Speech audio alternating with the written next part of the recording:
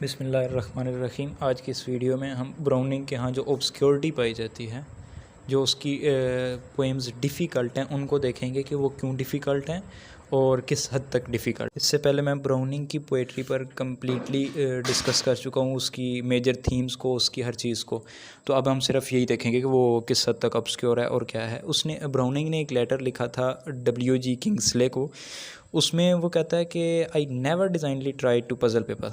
मैंने कभी जानबूझ के ये ज़हन में नहीं रखा कि मैं लोगों को कंफ्यूज करूँगा। वो मज़ीद कहता है कि मैंने कभी ये नहीं चाहा कि मैं ऐसा लिटरेचर जो है लोगों को प्रोवाइड करूँ जो एक सिगार या एक निकम्मी सी गेम का एक सब्स्टिट्यूट के तौर पे वर्क कर सके। यानी अगर मैं लिटरेचर प्रोवाइड कर रहा हूँ तो वो एक मेयार और स्टैंडर्ड का होना चाहिए। ब्राउनिंग की पोइट्री में जो चीफ़ डिफ़िकल्टी है वो इसकी ऑब्सक्योरिटी ही है, इसके अलावा बाकी सब फिट है। कार्लाइल ने एक दफ़ा हंसते हुए रिमार्क किया था ब्राउनिंग की पोइट्री के लिए कि जो तेरी पोइट्री है वो बेशक एक महल है, लेकिन तो इस महल की सीढ़ियाँ बनाना भूल गए। बाय द वे ये कंटेम्प्रेरीज़ पे हम बाद में बात करेंगे। तो ब्राउनिंग की जो चीफ़ डिफ़िकल्टी है वो उसका ऑब्सक्योरिटी है। ऑब्सक्योरिटी में देखें सबसे पहले तो उसकी क्या वजूहात क्या हैं उसकी ऑब्सक्योरिटी की। फ़र्स्ट ऑफ़ ऑल तो ये कि ब्राउनिंग के यहाँ जो थॉट है वो ऑब्सक्योर होती है। यानी थॉट ही इतनी कम्प्लेक्स होती है कि उसको वर्डिंग की फॉर्म में लाना बहुत ज़्यादा मुश्किल हो जाता है। उसका थॉट प्रोसेस ही इतना सटल होता है और इस कदर एक्सट्रीमली सटल होता है कि लैंग्वेज जो है वो उसको कभी एक्सप्रेस ही नहीं कर पाती, इम्परफेक्शन आ जाती है।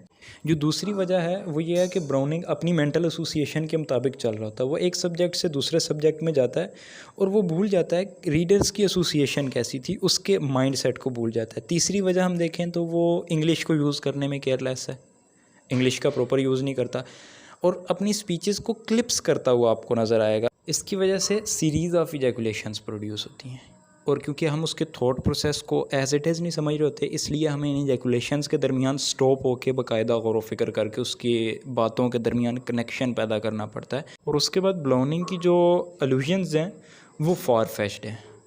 उसे जो टाइम एक थॉट को क्लियरली लिखने में देना चाहिए था वो उस टाइम को एक नई थॉट लाने में वेस्ट कर देता है। यानी वो लिखता बहुत ज़्यादा और उसको रिवाइज़ बहुत ही कम करता है। ब्राउनिंग का जो मेन टॉपिक था वो सोल डाइसेक्शन था। ब्राउनिंग ने ड्रामेटिक मोनोलॉग्स जितने भी लिखे हैं उनमें से अक्सर जो है सोल डाइसेक्शन की स्टडीज़ के से रिलेटेड हैं। तो सोल डाइसेक्शन जब वो करता है तो वो एक डेवलपिंग सोल्स के चेंजिंग थॉट्स और शिफ्टिंग मूड्स की बात करता है। सोल डाइसेक्शन को जब भी वो परफॉर्म करता है तो वो इंटीरियर लैंडस्केप को दिखाता है और जब वो इंटीरियर लैंडस्केप को दिखा रहा होता है तो वो कोई रेफरेंसेस नहीं देता, ना उस शख्स का ना उस इवेंट का कोई क्रोनोलॉजिकल बैकग्राउंड दे रहा होता है। जब इस तरह की पोइट्री की जाएगी तो डेफिनेटली वो डिफ़िकल्ट तो होगी, उसके इसी वजह से ड्रामेटिक मोनोलॉग्स में हमें डिफ़िकल्टी नज़र आती है। इसके अलावा वो ट्रेडिशंस और कन्वेंशंस का स्लेव नहीं था, वो खुद से नई इन्वेंशंस भी लाता रहा है पोइट्री में। और उसके अलावा वो जो टॉपिक्स को डील करता था वो ग्रोटेस्क किस्म के होते थे, यानी अनप्लेजेंट और ऑफेंसिवली स्ट्रेंज टॉपिक्स हुआ करते थे। अब नॉर्मल और एक्सेंट्रिक स्टील आता था, ओड्स मैनर होते थे उसके, ओड सब्जेक्ट्स वो लाता था। जैसे कि लास्ट राइड टुगेदर में देख लें कि उसका जो लवर है अपनी बिलव्ड से रिजेक्ट होने के बाद भी खुश हो रहा है। ये एक एक्सेंट्रिसिटी है ना, ग्रोटेस्क है ना ये चीज़ के वो उसे फ्रस्ट्रेटेड होना चाहिए था, रिजेक्टेड लव था उसका, लेकिन वो उसका शुक्रगुजार है अपनी बिलवेड का। इसी तरह फ्रा लिपो लिपो में देखें तो जो मॉन्क है वो उसको पेट्रोलिंग जो है वॉचमैन्स पकड़ते हैं, और जबकि ये एक अजीब चीज़ है कि मॉन्क जो है वो एक अमोरस एडवेंचर से वापस आ रहा है। इस तरह रेड लाइट एरिया फ्लोरेंस में जब उसे पकड़ा जाता है तो एक मॉन्क का इस जगह पे एक्सपेक्ट किया जाना एक बिल्कुल एक एक्सेंट्रिक चीज़ है। इसी तरह एवलाइन होप में देखें तो एक 48 ईयर ओल्ड जो है पर्सन वो 16 साल की लड़की से प्यार में है, तो ये भी एक एक्सेंट्रिक चीज़ है। और इसके बाद जब उसकी बिलवेड मर जाती है तो वो उसके डेथ बेड पे खड़े होके जो है अपने इजहार मोहब्बत कर रहा है। ये एक बड़ी अजीब सी बात है। आप देखें तो पोरफायरियाज लवर में उस लवर को देखें जो अपनी बिलवेड को उसके बालों से ही उसको फांसी दे के मार रहा है और फिर उसके साथ बिल्कुल कालमली बैठा हुआ, तो ये एक ग्रोटेस्क चीज़ है। इसी तरह आप एक ग्रामेरियन फुनरल को देखें, उसमें जो इसने राइमिंग स्कीम यूज़ की है वो बड़ी अजीब सी है। सिमिलर ग्रोटेस्क स्टाइल इसका नज़र आएगा the English man in Italy में। ज़ाहिर बात है जब आप इस तरह के टॉपिक सेलेक्ट करेंगे, एक ग्रोटेस्क मैनर्स और स्टाइल को अपनाएंगे और इस तरह के टॉपिक्स होंगे तो पोइट्री भी स्मूथ और जो नॉर्मल मेलोडी पाई जाती है पोइट्री में वो आपके लिए कायम करना मुश्किल काम होगा। ब्राउनिंग जो था ये मास्टर था हिस्ट्री में, ज्योग्राफ़ी में और इंग्लिश लैंग्वेज में। इसने थॉरोली पढ़ रखी थी डॉक्टर जॉनसन की डिक्शनरी। उसके बाद हिस्ट्री का पूरा ये एनसाइक्लोपीडिया था, इसको डिटेल्स ऑफ हिस्ट्री पता थी। ज्योग्राफ़ी का ये कंप्लीट नॉलेज रखता था, ना सिर्फ कि इंग्लैंड का बल्कि और भी ढेर सारी कंट्रीज़ की ज्योग्राफ़ी का इसे अच्छे से पता था, उनकी हिस्ट्रीज़ को जानता था। तो इस वजह से ये हिस्टोरिकल रेफरेंसेस लेके आता है। और बहुत सी पोएम्स के लिए तो हमें मिडीवल हिस्ट्री को कम्प्लीटली पढ़ा हो तभी उनकी समझ आ सकती है कि वो क्या है। मिडीवल आर्ट को ये रिप्रेजेंट कर रहा होता है और फिर ये जियोग्राफ़ी और हिस्ट्री से एक नेम्स उठा के लेके आ रहा होता है, जो कि एक आम रीडर के लिए या एक आम बंदे के लिए, आम स्कॉलर के लिए वो चीज़ समझना काफ़ी डिफ़िकल्ट हो जाता है। ब्राउनिंग जो है वो लिटरेरी, बिब्लिकल, हिस्टोरिकल और माइथोलॉजिकल रेफरेंसेस लेके आ रहा होता है और इन रेफरेंसेस को समझने के लिए एक डिक्शनरी और एक इंसाइक्लोपीडिया की ज़रूरत पड़ती है एक इंसान को। जैसे कि आप उसकी poem old picture in Florence देखें तो वो इस तरह की अलूजन से भरी हुई है जो एक एवरेज स्कॉलर बिल्कुल नहीं समझ सकता। उसकी इवन के एक सादा पोएम वन वर्ड मोर को देखें तो उसमें भी आपको डांटे, रफ़ील, मोसेस और एंडीमियंस वगैरह के रेफरेंसेस मिलेंगे। इस तरह की जो रफनेस ऑफ स्टाइल है, या तो ये हमें ब्राउनिंग के यहाँ नज़र आता है या फिर हमें जॉन डन के यहाँ नज़र आता है। ब्राउनिंग जो था ये विक्टोरियंस और स्पेशली टेनिसन की स्वीटनेस के ख़िलाफ़ खड़ा हुआ था, इसी वजह से ये ऑब्सक्योर लिखा करता था। ब्राउनिंग जो था ये इटली से, इटालियन रिनेसेंस से और इटालियन कल्चर और सिविलाइजेशन से बहुत ज़्यादा इन्फ्लुएंस था। इसी वजह से ये बहुत ज़्यादा इटालियन रेफरेंसेस लेकर आता था।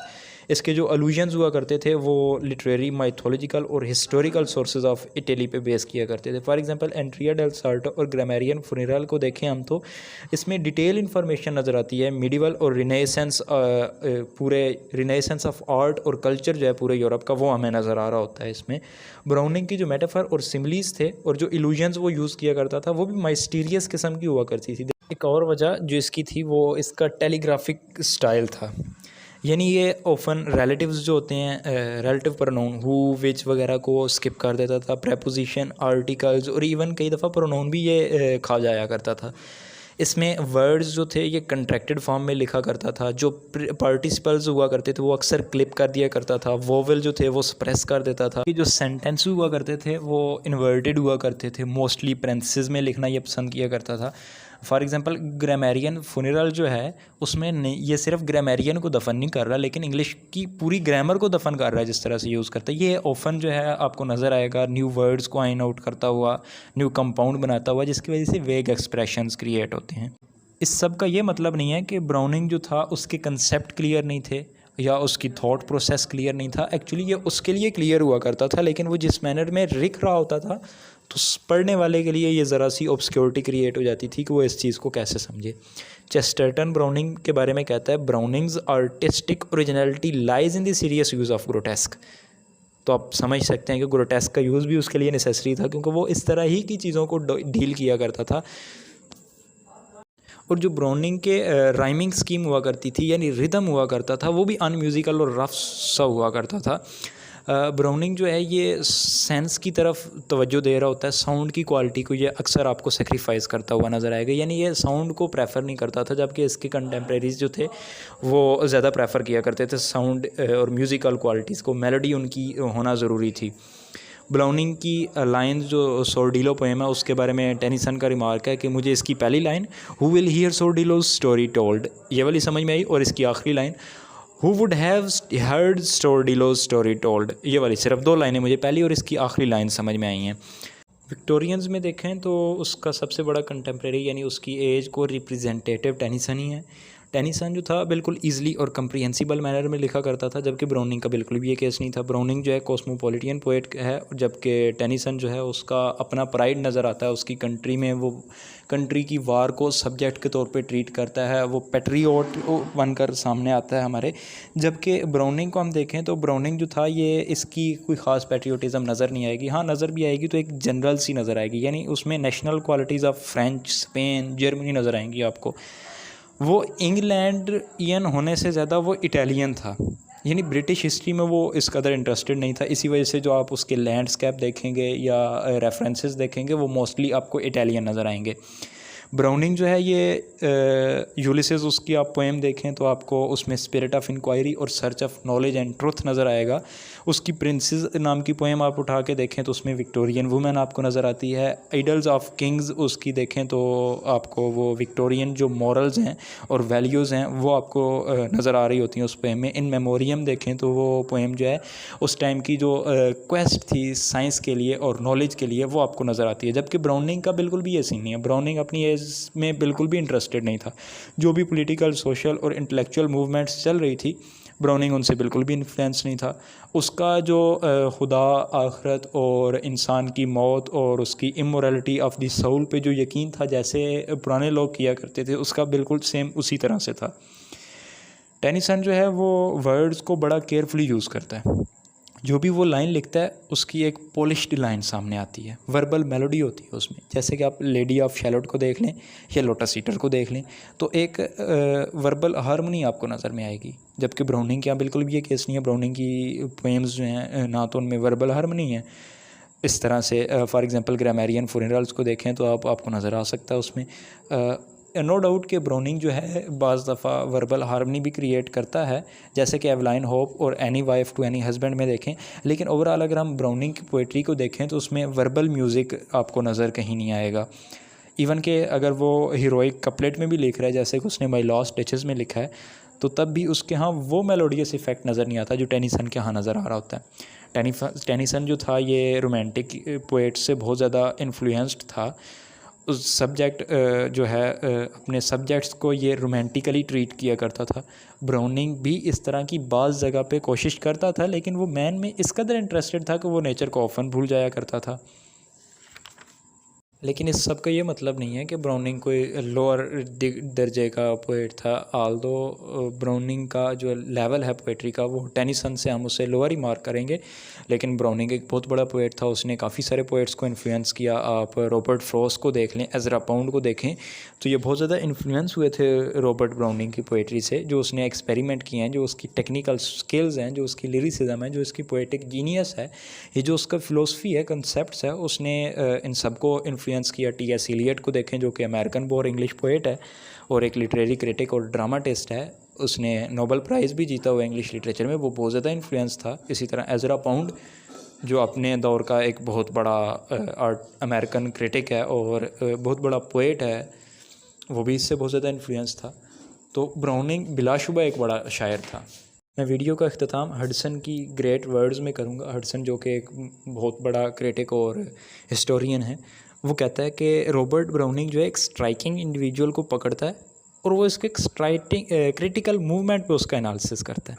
और फिर ये एनालिसिस एक ऑर्डिनरी नॉवेलिस्ट की तरह बाहर बैठ के नहीं होता, उसकी सोल के अंदर डेरे डालकर उसकी सोल को उस ही के अल्फाज से आपको उसकी जो थॉट प्रोसेस है और जो उसकी सीक्रेट्स ऑफ लाइफ हैं और जो उसके इमोशंस हैं वो उसके अंदर बैठ के एनालिसिस करके उसकी अपनी वर्डिंग से, यानी वो जो करैक्टर बोल रहा होता है उसी की वर्डिंग से वो उसका कंप्लीट एनालिसिस करके आपको दिखाएगा। ब्राउनिंग की साइकोलॉजिकल इंसाइट, एनालिटिकल जो उसकी सटिलिटी है और जो उसकी पावर है ड्रामेटिक इंटरप्रिटेशंस की, ये बेनज़ीर हैं। ब्राउनिंग जो है अपने दौर की जो इवल्स हैं उनकी आंखों में आंखें डालकर रोबस्टिक ऑप्टिमिस्टिक फेथ लिया आपको खड़ा नज़र आएगा। उसका जो मेन फ़िलोसफी है वो ये है कि hope hard in settle thing that's the faith. और या आप उसकी पिपा पैसेज की लाइन देख लें, God is in the heaven all is right with the world. तो इसके साथ एक वीडियो को ख़त्म करते हैं। होप सो आपको पसंद आई होगी। अल्लाह हाफिज़।